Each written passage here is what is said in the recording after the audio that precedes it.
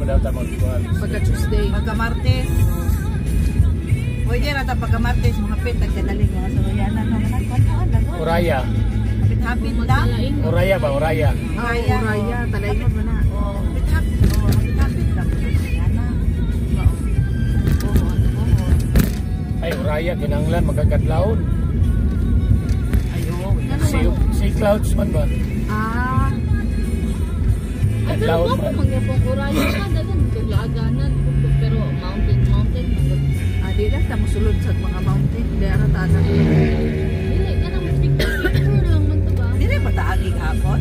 Dili lahi ni. Ha? Lahi ni. Lahi din eh.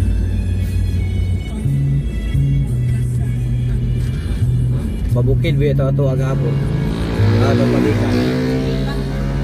Kaya panapli mo ni kagat eh. Dito siya punta ani Dagat pa ba sa? Oo, basta mo lang diyaw. Tungod sa bed. Dagat ito sunahan. Dagat ito sunahan ito. Pag mo tapos na basta ko yung sila na. Tudlo mga saon. Pagkak nito ha? Sa mo. Uy, man, nakapangutan na nakasen sa itong ni-receive. Hala, pag yun. Ang Sa usak sa? naka-receive sa Tawag sa parcel ba? Isa man to si Juan.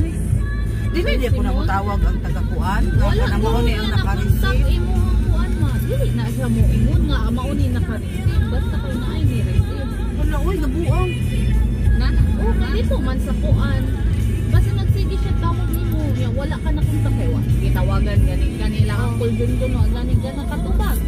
Diyan. Wala ako dun nga pempem ba na sige manggod panawag Sa gani ka kapag sa bantay. Ya lagi pero wala may call diri nga lahi. Ano daw?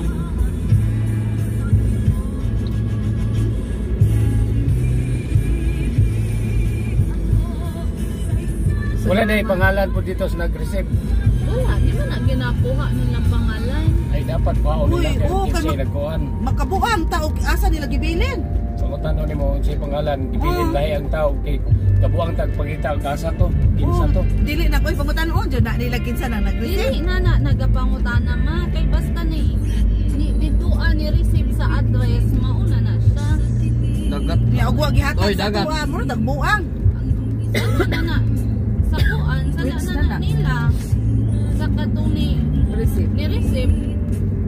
Umaw gani ya kita ka kuha ka muklim ta kay Walay kita dapat kabalo sa to. kita yung dawat sa katuang kuan. Sala na nato na kay ngunong wala ka pa dyan.